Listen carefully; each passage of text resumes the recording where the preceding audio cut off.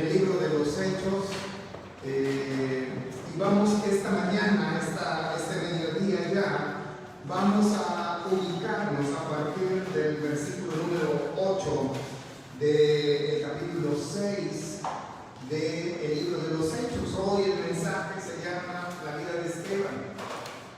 Hoy, hermanos, he puesto así a esta meditación porque seguramente en sus Biblias, porque la mayoría de nosotros, los cristianos, acostumbramos a usar Biblias con subtítulos. O sea, cuando termina una porción a la mitad de la página o en cierto lugar de la página, aparece ahí un subtítulo. Y seguramente en su Biblia dice la muerte de Esteban. Ese es el subtítulo. Dice arresto de Esteban. El arresto de Esteban. Fíjense. Y más adelante probablemente se encuentre en ese subtítulo que les acabo de decir, la muerte de Esteban. Pero nunca encontramos un subtítulo que diga la vida de Esteban. Porque, y pareciera no ser importante esto, pero al menos a mí me pasó muchos años, ya no uso Biblia con subtítulos, porque me condicionaba siempre a pensar, antes de analizar el texto, lo que en realidad la Escritura nos quiere enseñar el Señor a través de esa porción. Pero antes de pensar en su arresto o antes de pensar en su muerte, en nosotros, hermanos, porque por algo el Señor lo colocó aquí, debemos nosotros pensar, reflexionar, guardarlo en nuestro corazón acerca de la vida de Esteban. Nosotros ya sabemos el contexto en el cual está enclavado esa porción del capítulo 6, porque llevamos varios domingos analizando el libro de los Hechos y siempre trato de hacer un breve recordatorio, un breve resumen de lo que hemos venido viendo los últimos domingos, para recordar precisamente el contexto, cómo el relato bíblico se viene desenvolviendo y lo que el Señor nos quiere mostrar. Y hace ya muchos domingos que pasamos por el capítulo 4 y yo les decía, hermanos, cuando llegamos a este punto es cuando inicia la persecución de la iglesia. Y la iglesia se ve envuelta en la necesidad de elegir, y cuando digo iglesia me refiero a la parte de los griegos. Cuando llegamos al capítulo 6 se ve esa parte de la iglesia en la necesidad de escoger a 7 varones. Y lo que esa parte de la iglesia hace es seguir la recomendación de los apóstoles de escoger a 7 varones con ciertas características. Y uno de esos 7 varones es precisamente Esteban. Y desde el versículo número 5 del capítulo 6 del libro de los Hechos, que estuvimos analizando la semana anterior, nos empieza a dar ciertos rasgos distintivos que estaban presentes en la vida de Esteban. Ahora, el versículo 5 nos menciona a 7 varones que fueron elegidos por esa parte de la iglesia que pertenecía a los griegos para atender las necesidades materiales de las viudas que había entre ellos. Y a mí me llama poderosamente la atención, porque si el Señor nos permite seguir recorriendo el libro de los Hechos, va a haber 2 hombres. Uno es Esteban, que vamos a analizar, pero va a resaltar un nombre posteriormente, y el otro es Felipe. Y a ambos los vemos predicando, a pesar de que ellos habían sido elegidos para atender esa necesidad de nuestra iglesia. Vemos cómo esos rasgos espirituales distintivos presentes en la vida de ellos no solamente les permite atender las necesidades materiales de la iglesia, sino también las necesidades espirituales. Y me hace pensar cómo el versículo número 8 del capítulo 6 del libro de los Hechos dice: y Esteban, lleno de gracia y de poder, hacía grandes prodigios y señales entre el pueblo. Cuando uno estudia, cuando uno lee al menos las genealogías bíblicas, y sabemos que la Biblia está llena de genealogías y uno a veces no comprende para qué están tantos nombres de personas en la Biblia, uno nota algo dentro de todos esos nombres. Dios se centra en una persona, porque Dios lo que hace a partir de ese hombre es explicarnos cómo se va a desarrollar una línea genealógica. Y no quiero ocupar el tiempo, pero podríamos ir, por ejemplo, al libro de Génesis capítulo 10, donde encontramos una genealogía y sucede eso. Y aquí, mientras leía y repasaba estos versículos del capítulo 6, me llamó poderosamente la atención, sobre todo la manera como empieza el versículo 8, cómo Dios se centra en la vida de Esteban para hablarnos una vez más y reafirmar el Señor como era Esteban. Ahora es necesario, hermanos, que nosotros podamos tener en cuenta que la persecución para la iglesia, el asolamiento para la iglesia está en marcha. Les acabo de decir que todo esto inicia de manera oficial a partir del capítulo número 4. Y hay intimidación, hay azotes, hay encarcelamiento.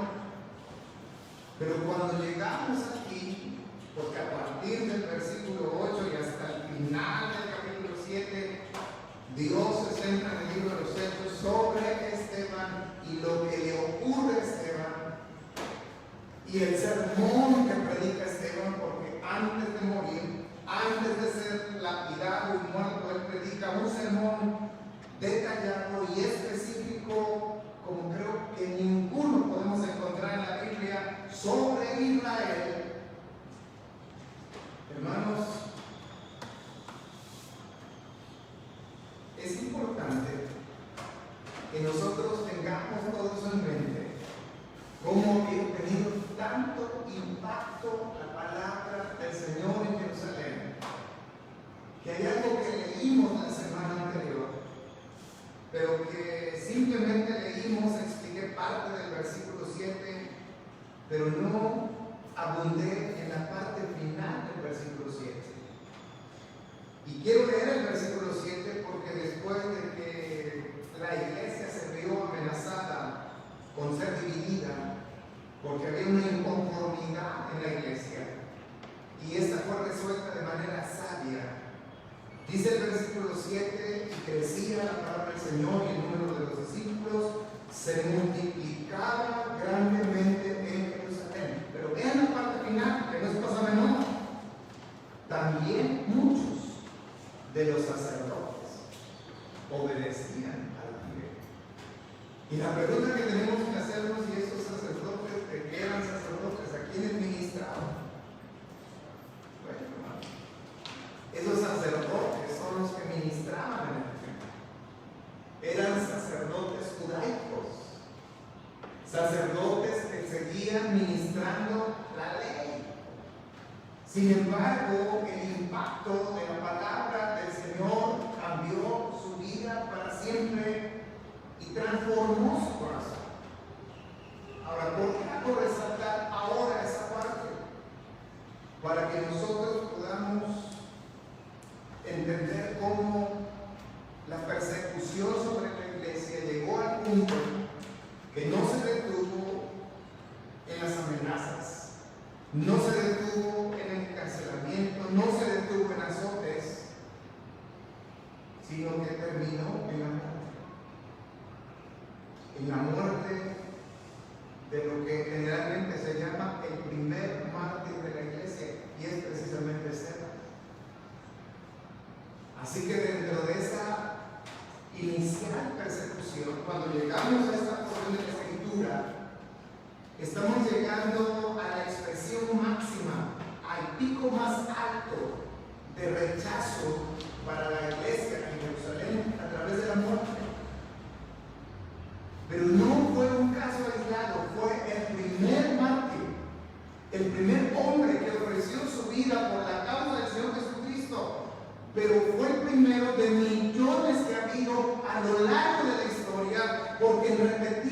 ocasiones les he dicho que el Evangelio llegó a nuestro corazón gracias al derramamiento de millones de personas que derramaron su sangre por la causa del Evangelio. ¿Cómo llegó la Escritura? ¿Cómo ha sido escrita? La palabra del Señor ha sido escrita por sangre, hermanos. Hoy nosotros vivimos una etapa totalmente distinta, pero que en muchas ocasiones, hermanos, lejos de ayudarnos, me da la impresión que nos ha afectado inclusive espiritualmente. Porque la iglesia alcanzó su máximo crecimiento bajo la persecución. Si llegamos al capítulo 8, si Dios nos da la oportunidad de llegar al capítulo 8, vean ustedes lo que ocurre aquí en el capítulo 8. Dice en el versículo 3, estoy hablando del libro de los Hechos, dice: y Saulo asolaba la iglesia y entrando casa por casa arrastraba a hombres y mujeres y los entregaba a la cárcel. Dice el versículo 4, pero los que fueron esparcidos iban por todas partes, ¿haciendo qué, hermanos? Anunciando. Ahora, la vida, hermanos, regresando al capítulo 6, la vida de Esteban, dice el versículo 8 que este era un varón lleno de gracia y era un varón, hermanos, lleno de poder y hacía grandes prodigios y señales entre el pueblo. En la gran mayoría de las ocasiones nosotros sabemos datos que la misma Escritura nos da en cuanto a ciertos hombres o mujeres que Dios utilizó en su momento. Pero Esteban, en cuanto a Esteban, Dios no nos da ningún dato. No sabemos quién era su familia, no sabemos si estaba casado, no sabemos si tenía hijos. Simplemente se introduce por primera vez su nombre. En el versículo 5 nos describe los rasgos distintivos espirituales de este hombre, y en el versículo 8 el Señor lo reafirma, pero no sabemos nada más. Dios no nos da esos detalles. Pero lo que sí sabemos, hermanos, y aquí quiero tomar como base esta mañana dos versículos, uno el versículo número 5 y el otro el versículo número 8, para que podamos nosotros esta mañana darnos cuenta en qué consistían esos rasgos distintivos espirituales en la vida de este hombre. El primero de ellos lo encontramos obviamente en el versículo número 5, donde dice: agradó la propuesta a toda la multitud y eligieron a Esteban. Y lo empieza a describir. El Señor dice que era un varón lleno de fe, lleno de fe.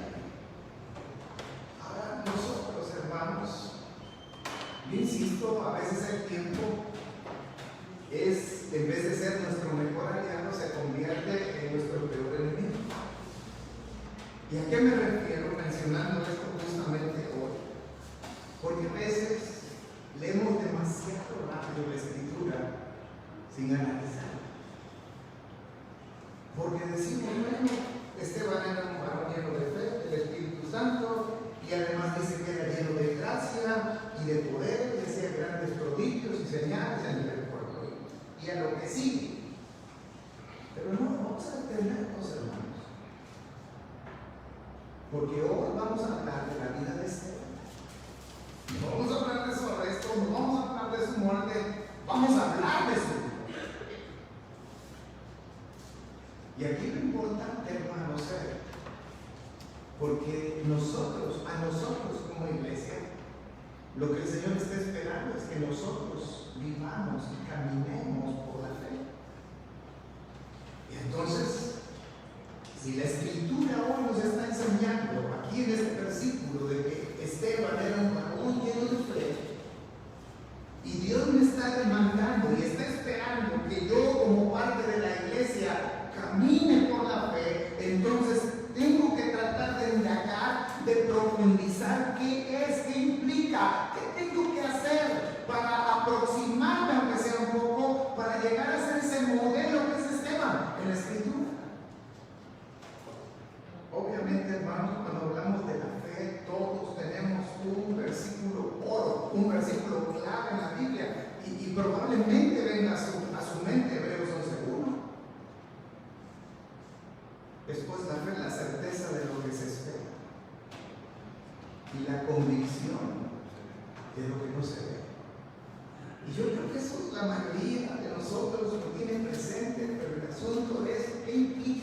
¿Qué es? ¿Cómo sabe? ¿Cómo se ve de forma práctica? ¿Cómo puedo yo llegar a aplicarlo y hacer que esto se convierta en una realidad en mí? El asunto aquí, hermanos, es que la fe que salva, la fe que los teólogos llaman la fe salvífica, en primer lugar, es una fe que hay que depositarla en Dios y hay que creer y aceptar el diseño que Dios ha hecho a través de su Hijo Jesucristo como único y suficiente Salvador personal. Eso estaba en el corazón de Esteban. Ahora, fíjense, hermanos, los datos que les he venido dando cada domingo, cuando llegamos a estas porciones de la Escritura, empiezan a tomar todavía más relevancia.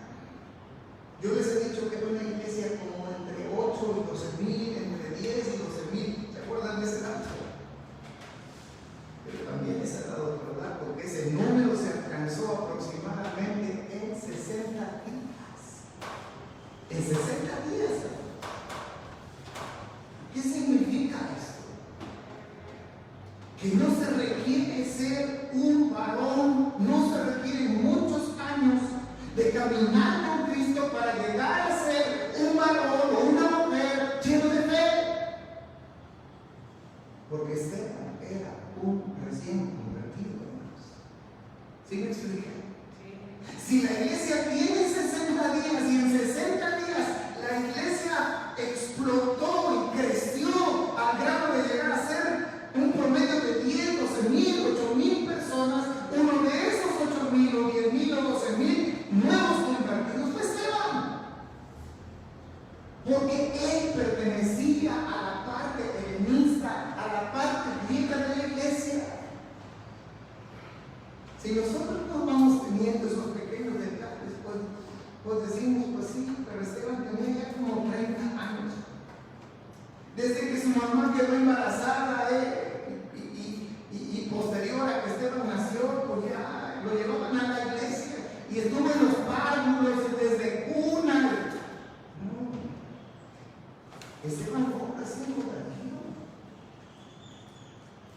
Y eso es lo que nos enseña, es que no se requieren años para llegar a ser un varón o una mujer de fe.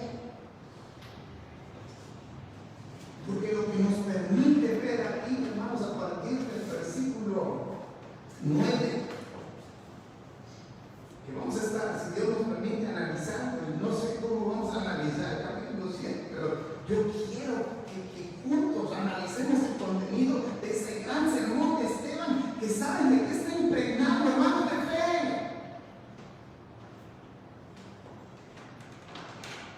Y vuelvo a repetir de memoria, Hebreos 11:1. Es pues la fe.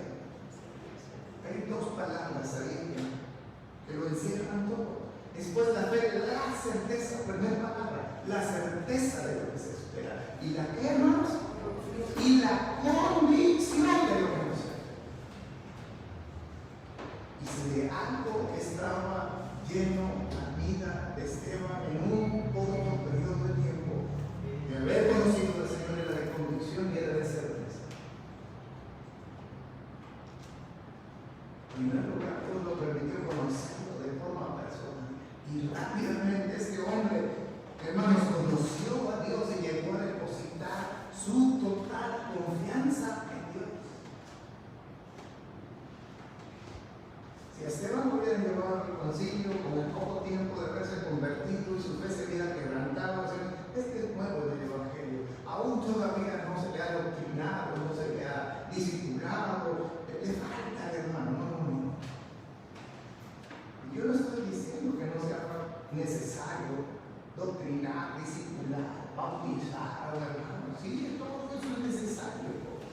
Pero aquí hay un claro ejemplo, hermano, de cómo Dios obra en la vida de una persona cuando esa persona se abandona totalmente en sus manos. Porque por algo dice la Escritura que Esteban era un varón lleno de fe. No dice un varón de fe, un varón lleno de fe.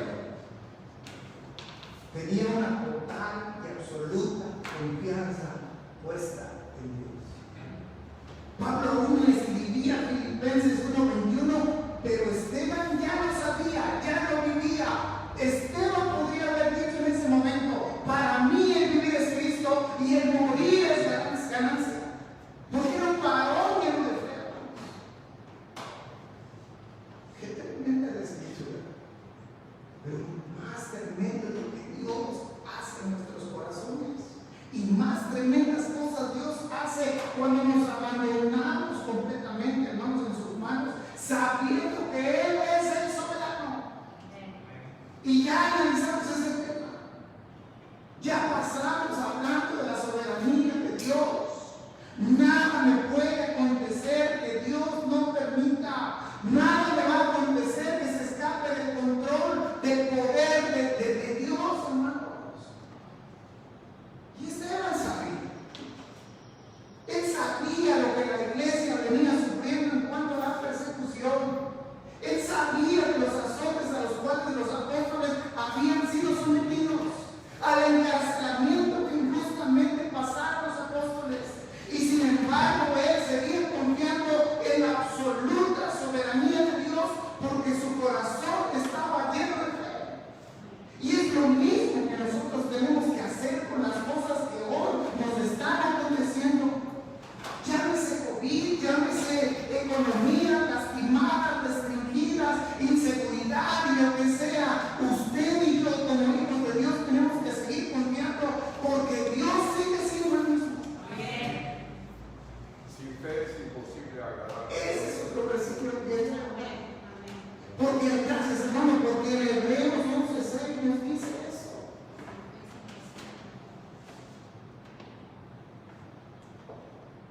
Hace muchos años prediqué ese sermón, al cual le puse que,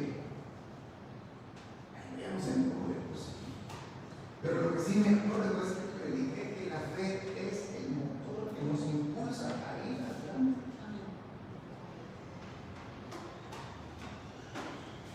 Y lo corona la escritura, diciéndonos que sin fe es imposible agradar a Dios. Porque el que se acerca a Él es necesario. Fíjense qué palabra.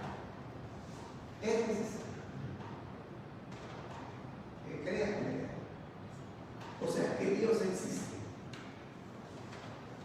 Que Dios sigue teniendo en sus manos el control de todas las cosas. Que Dios sigue estando con nosotros a pesar de que hay momentos en los cuales nos llegamos a sentir solo. Ahí está el Señor. Pero hay que echar mano de la herramienta llamada la fe. Dice además en el versículo 5, y el Señor lo resalta en el versículo 8. Pero antes de ir al 8, dice en el versículo 5 que también Esteban era un varón lleno del Espíritu Santo. ¿Cómo lo expresa la Escritura? Varón lleno de fe, pero no solamente estaba lleno de fe, estaba lleno del Espíritu Santo. Y mira, hermano, qué bueno que mencionas eso, porque Esteban era un varón lleno de todo. Lleno de fe, lleno del Espíritu Santo y lleno de gracia. Y esta expresión lleno de gracia me hizo pensar en otro instrumento que Dios usó en su momento. Pero no me voy a meter en esto. Pero sí les voy a decir a quién se vino aquí en mi mente, quién lo trajo esta expresión. Y la han subido a los altares y han dicho que ella es hora. Porque la Biblia habla de que ella era llena de gracia. Bueno, entonces también Esteban es intercesor. ¿Ya saben de quién habla? Sí. Qué bueno que están hablando de María. Así dice la Escritura de María. Pues no sé si Esteban también se intercesor.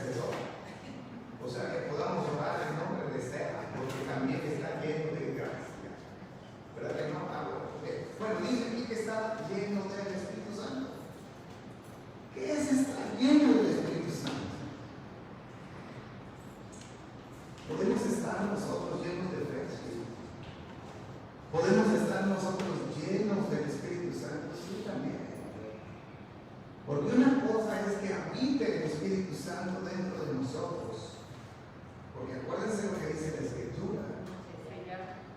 Efesios 1:13. Que fuimos sellados con el Espíritu Santo, y dice el verso 14 que las arras, la garantía de nuestra herencia hasta la posesión, etc. Aquí está el Espíritu Santo. Pero el Espíritu Santo puede estar de dos formas, hermanos. Puede estar así, entristecido, empequeñecido, contristado, como dice Pablo en Efesios 4:30. Ahí en un rincón de nuestro ser, ahí puede estar, a lo mejor hasta un poco de telarañas ahí. No lo dejamos actuar, lo tenemos en una zona restringida, en una sana distancia, para que no tome control.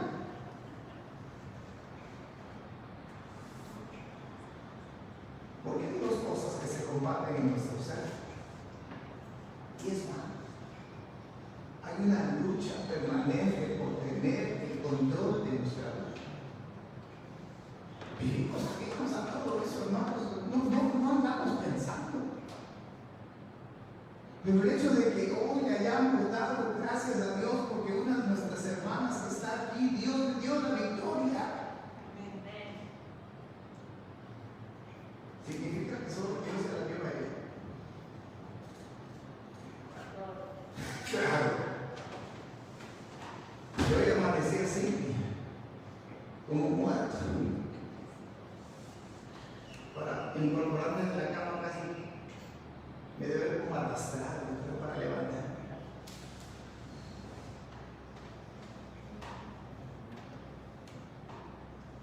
Porque siempre va a haber una lucha.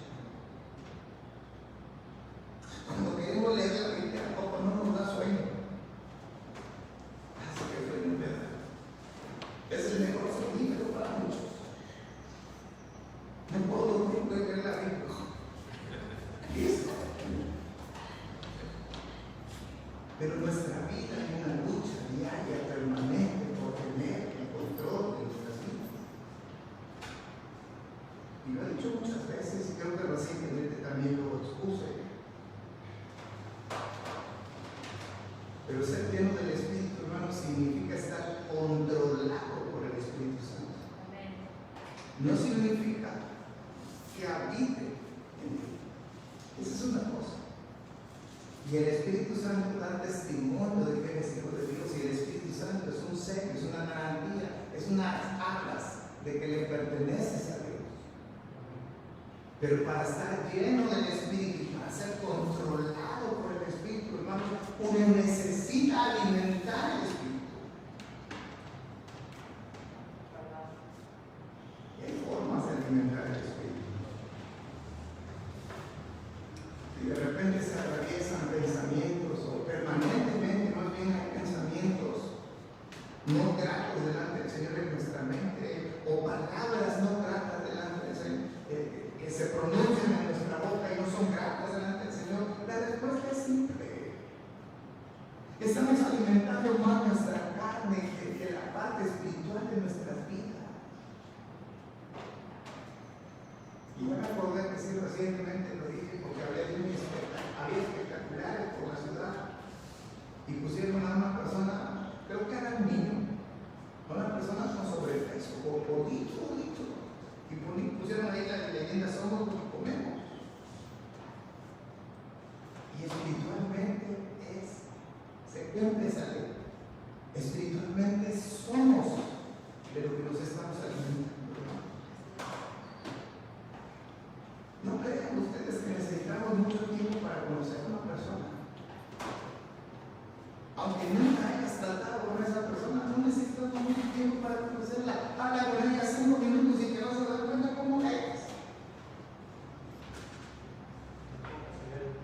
Hay personas que no, de 5 palabras dicen 6 groserías.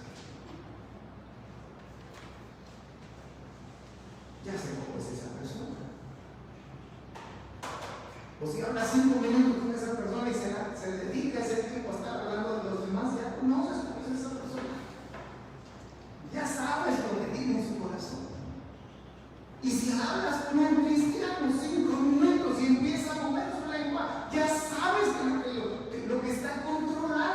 necesidad y ya sabes por consecuencia qué es lo que ese cristiano alimenta.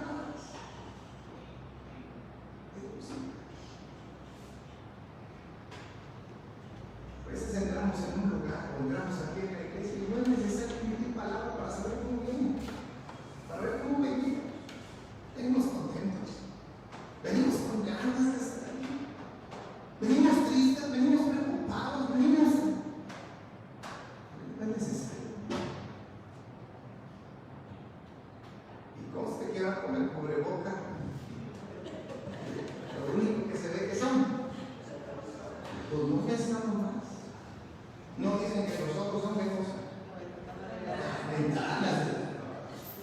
Y hay días que nuestros ojos se ven con chispas, se ven así. Pero aquí, hermanos, debemos nosotros, para poder llegar a ser llenos de fe, necesitamos realmente creer que Dios existe. Necesitamos vivir bajo la convicción de que Dios es un Dios interesado de manera personal en nuestros asuntos. Para ser llenos del Espíritu Santo necesitamos nosotros alimentar más nuestra parte espiritual. Pero si no leemos, y vuelvo con la receta, no hay otra. Porque son los recursos que Dios nos da. Si no leemos la Escritura, si no oramos, y si no nos congregamos, ¿y qué están padeciendo las iglesias? Porque primero padecíamos las dos cosas primeras, que no se lee, que no se ora, pero antes de la pandemia, pues medio asistíamos, pero ahora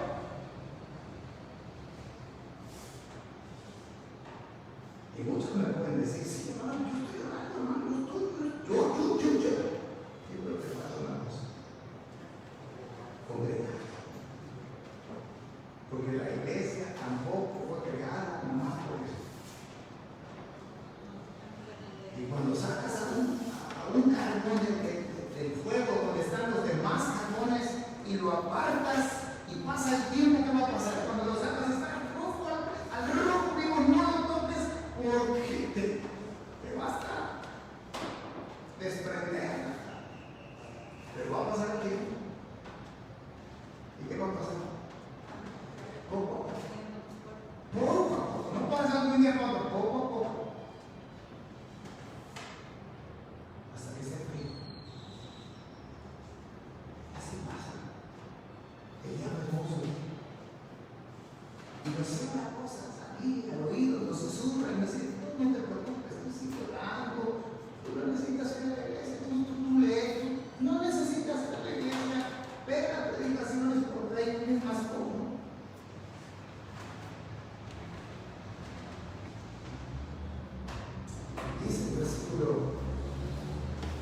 Dice el versículo 8: y Esteban lleno de gracia. Por una frase similar a María ha subido a los altares, llena de gracia. Pero bueno, como buenos verianitas y que históricamente hemos sido bien instruidos en la palabra de Dios, ¿qué significa la gracia? No es una pregunta, es pensando en vos. Yo, miembro de esta iglesia local,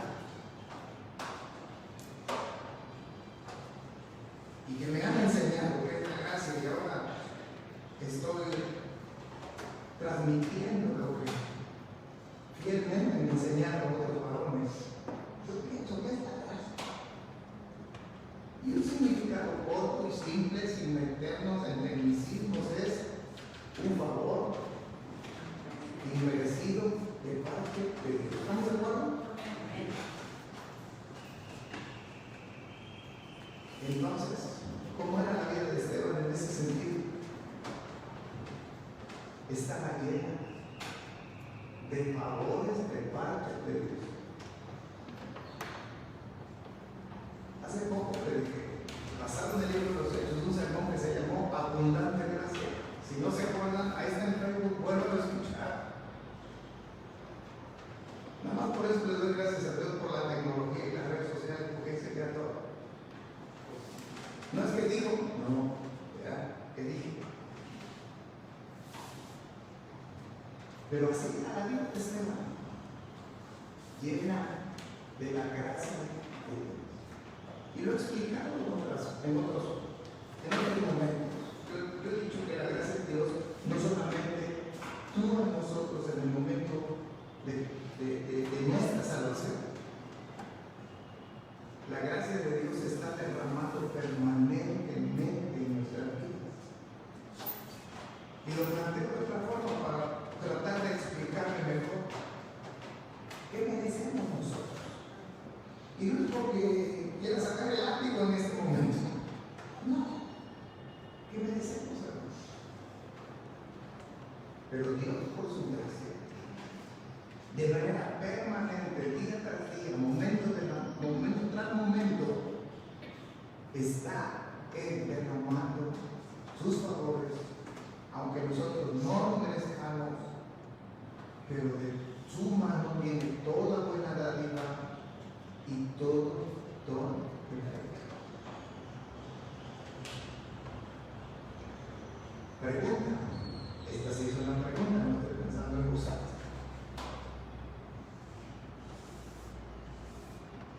¿Por qué estamos con vida hasta este momento? Por la gracia de Dios. Si recibiste de gracia, no de gracia.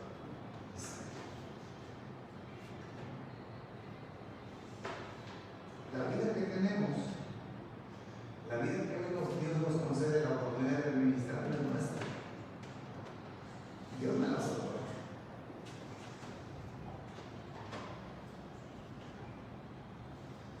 Pero resulta que no solamente Dios nos dio vida física.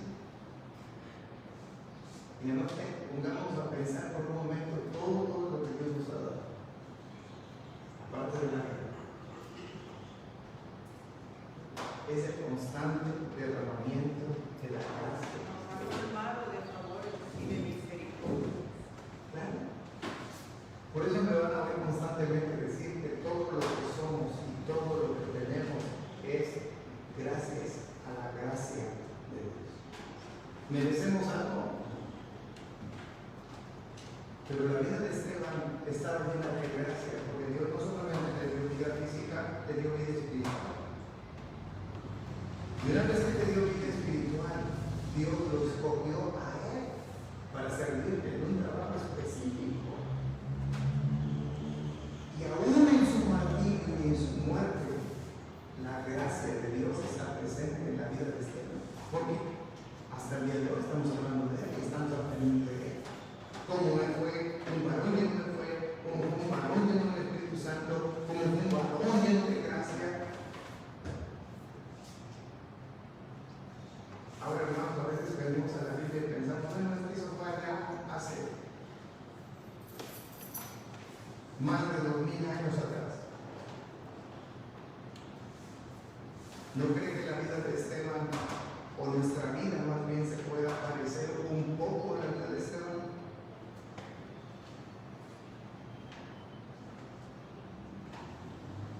Yo pienso que sí. Yo creo que sí. Porque por algo Dios nos ha dejado esta lección. No nos dijo el Señor está casado con fulanita de tal y tiene tantos hijos y se dedica a tal cosa. No, Dios eso no hace nada. Pero nos da a conocer la parte de la vida de Esteban que a nosotros espiritualmente nos va a hacer útiles. Nos puede ser útiles si nosotros queremos aprovechar. Pero eso significa ser lleno de gracia. Ser lleno de gracia. Estoy pensando en María. Pero ya que se vino a mi mente y se cruzó con mi lengua ahí y todo eso, díganme ustedes si ser el vientre que Dios escogió para que ese santo ser se desarrollara físicamente ahí no es una gracia. No es estar llena de esa gracia divina, hermano. Yo pienso que dice el versículo 8, lleno de poder. Y Esteban lleno de gracia y de poder. Y uno puede decir, ¿qué tipo de poder? O sea, tenía mucha influencia. No. La respuesta está a continuación. hacía. El resultado de ese poder es que él estaba lleno del Espíritu Santo. Y como resultado de ese poder, de esa llenura de poder, él hacía grandes prodigios y señales entre otros. ¿Qué es un prodigio? Porque encontramos esas palabras en la Escritura y vuelvo a insistir. El tiempo se convierte en nuestro enemigo y leemos la palabra prodigio. Pues un prodigio es algo que va más allá de lo que naturalmente puede ocurrir. Eso es un prodigio. ¿Y qué es una señal? Porque a veces el Señor, sobre todo en los evangelios, a veces los menciona, esos prodigios los menciona como milagros, y a veces el Señor, sobre todo en el evangelio de Juan, habla de señales.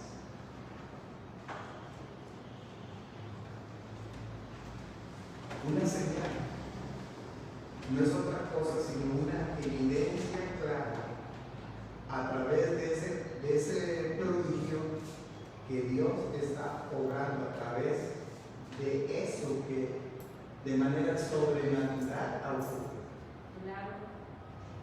Es un milagro. Pero Dios lo llama señal. Como cuando el Señor Jesucristo convirtió el agua en vino. Era un milagro, sí, pero Juan cambia esa palabra y dice que es una señal. Porque lo que Dios pretende es llamar la atención de esa gente y darse cuenta que en Jesús hay algo distinto. Es una señal. Ahora, rápidamente leemos los siguientes versos. Dice entonces, verso 9, entonces se levantaron unos de la sinagoga llamados de los libertos, entre los de Cirene, de Alejandría, de Cilicia y de Asia, disputando con Esteban. Pero no podían resistir. Aquí viene otro rato desistiendo de Esteban. Era un hombre sabio. Dice, pero no podían resistir la sabiduría y al espíritu con que hablaba. Vuelvo a ser insistente. Yo estoy siendo insistente no por el propósito de cansarlos, no por no tener argumentos para seguir compartiéndoles, pero sí quiero llamar la atención con eso. Vean cuántos eran contra Esteban. Los libertos, los de Cirene, los de Alejandría, los de Cilicia y los de Asia. Vamos a pensar que era uno por cada región, por cada uno de estos lugares mencionados. ¿Cuántos eran? 5. Y 5 cabezas piensan más que una. Y 5 personas van a tener argumentos. Uno va a tener un argumento que el otro no puso. No expuso. Pero dice la Escritura, pero no pueden resistir la sabiduría y al espíritu con que habla. Así era la vida de Esteban. Dice el verso 11 que entonces sobornaron, no quedó otra alternativa. Ante un hombre lleno de fe, lleno del espíritu, lleno de gracia, lleno de poder, que hacía prodigios y señales, lleno de sabiduría, lleno del espíritu, no quedó otra cosa más que hacer las cosas como el hombre sin Cristo sabe hacer. Sobornaron. Dice el verso 11 que entonces sobornaron a algunos para que dijesen que le habían oído hablar palabras blasfemas contra Moisés y contra Dios. Y en el verso 12 encontramos una palabrita. ¿Alguien leyó esta porción en la semana? Pero dice el verso 11 y soliviantaron al pueblo. ¿Qué? ¿Y eso con qué se come?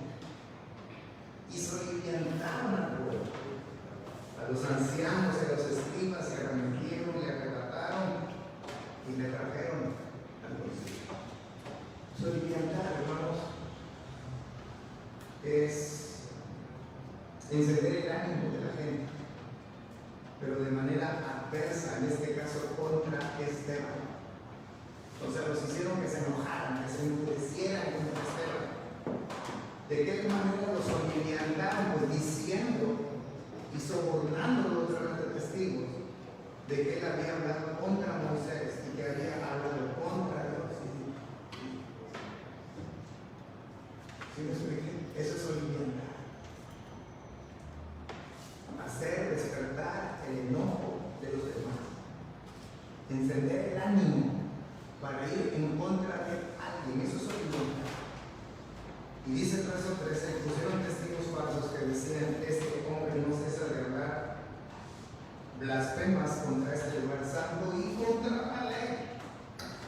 Pues le hemos oído decir que ese Jesús de Nazaret destruirá este lugar y cambiará las costumbres que nos dio Moisés. Y vean lo que dice el verso 15. Entonces todos los que estaban sentados en el concilio, al fijar los ojos en él, vieron su rostro como el rostro de una. ¿Por qué ocurría esto en la vida de Esteban? Porque yo insisto, los ojos hablan, la cara habla. Muchas veces, cuando suceden cosas así no gratas y luego hacemos la recapitulación de lo ocurrido, decimos, te veías enojado, tu cara cambió, a veces decimos, ¿qué tiene? Se ve triste, le preocupa, está enfermo, no tiene dinero, no tiene dinero. El tono. Pero aquí Esteban no estaba enojado, no estaba preocupado. Esteban no estaba diciendo que me iba a hacer, me iban a meter a la casa, solamente me irán a intimidar o me irán a dar 39 balazos. No. Dice que cuando le vieron la cara como de un humano. Y decía, Señor, ¿qué nos quieres enseñar con esto? Dos cosas pensé. Esa gente que estaba ahí, los testigos falsos y todo el concilio estaban enojados con este hombre por predicar, por hacer prodigios, por hacer señales. ¿Cómo salía la cara de ellos? Los rojos eran gritos rojos, claro. Pero cuando vieron a Esteban, vieron su rostro como un ángel. Y inevitablemente para mí, hermanos, pensé en Moisés. Cuando vio las espaldas del Señor, su rostro brillaba de ese resplandor de la gloria de Dios. Y una de las cosas que pienso, simplemente estoy abriendo también en mi corazón, porque muy claro la Biblia dice pasó esto, y por eso la cara de Esteban se veía como un ángel. Yo pienso que era la gloria de Dios. Por un momento. Pero pensé en otra cosa. Mientras ellos estaban bravos, enojados, que nos veían, Dios llenó de la gracia a Esteban, derramando de la paz que solamente Él puede dar. Porque insisto, no estaba enojado, no estaba preocupado, no estaba triste, porque confiaba en un Dios soberano, en un Dios vivo, en un Dios que vive y que reina para siempre. Y su cara la vieron como la reina. Y no es extraño, porque Dios no solamente es un Dios de amor, Dios es un Dios de toda consolación. Y no sería extraño que en ese momento Dios estuviera obrando así en la vida de Esteban. Así que, hermanos, Ojalá no, más que nosotros, el Espíritu Santo del Señor nos permite ir pensando en estas cosas, de cómo fue la vida del ser. Esencialmente lo vemos en unos cuantos versos, cómo fue la vida del ser. Y una cosa más, una cosa, que nos despedimos en oración. Este libro de los Hechos, si saben quién lo escribió, ¿verdad? Lucas. El hermano Lucas lo escribe. El mismo que escribió el tercer evangelio. Pero no es Lucas quien describe a Esteban como lo hemos leído. Porque aunque Lucas lo escribió, el autor, ¿quién es? Es Dios. Entonces, ¿quién está describiendo a Esteban así? Como un varón lleno de fe, un varón lleno del Espíritu Santo, un varón lleno de gracia, un varón. ¿Quién lo está describiendo así? Dios. Mientras leía estos versos, mientras preparaba esta meditación, yo pensaba, ¿cómo me verá Dios a mí? Si Dios tuviera que escribir un verso o un versículo acerca de mí, ¿cómo me describiría Dios a mí? Y la pregunta es, ¿cómo cree usted que Dios lo describiría a usted? Ahora, no ayer, no mañana, hoy, ¿cómo lo describiría? Dios poniendo sus ojos sobre usted, escribiendo su nombre, diciendo mi hijo, y empezando a enumerar los rasgos distintivos de usted. Vamos a concentrarnos, vamos a esperar. Recuerden antes.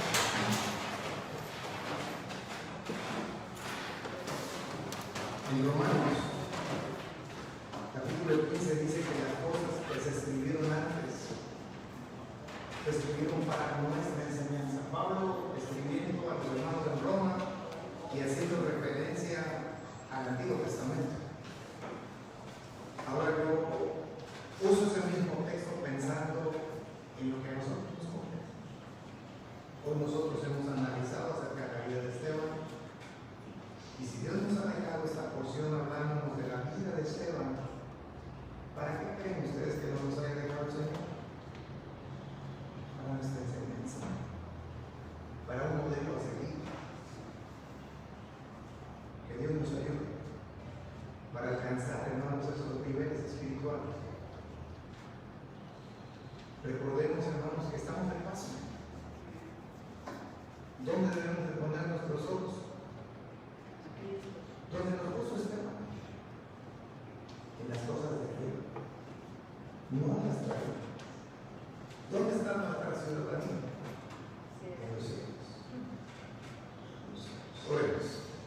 Poderoso Señor y buen Padre que moras en los cielos, en esta tarde, Señor, te damos gracias por la especial bendición que nos has permitido de poder estar aquí presentes en tu casa de oración.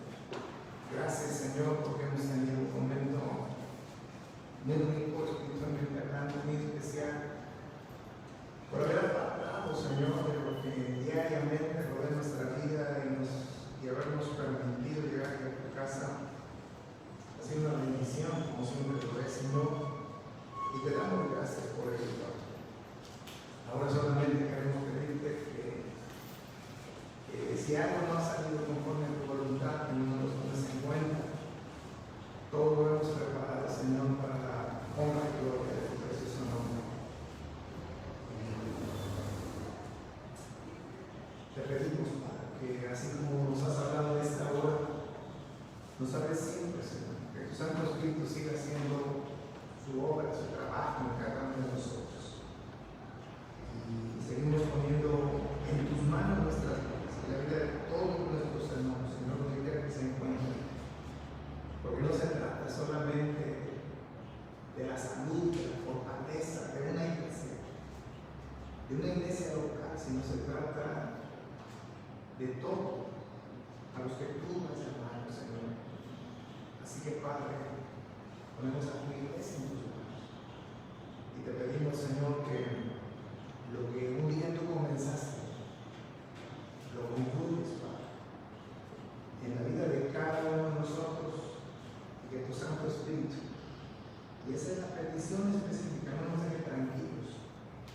sin que podamos estar, Señor, cada día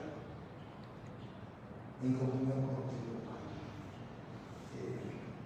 Te entregamos y confiamos plenamente que la semana que estamos iniciando el día de hoy será una semana donde nuevamente, Señor, y fielmente tú estarás con nosotros.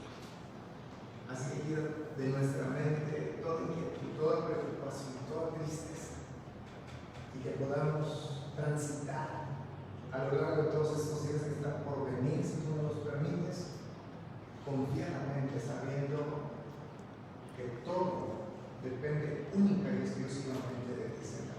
Despídenos en paz y despídenos con tu bendición y llévanos con bien a donde nos dirigamos, Señor. Porque todo esto te lo estamos agradeciendo, te lo estamos suplicando en el único y poderoso nombre de nuestro Salvador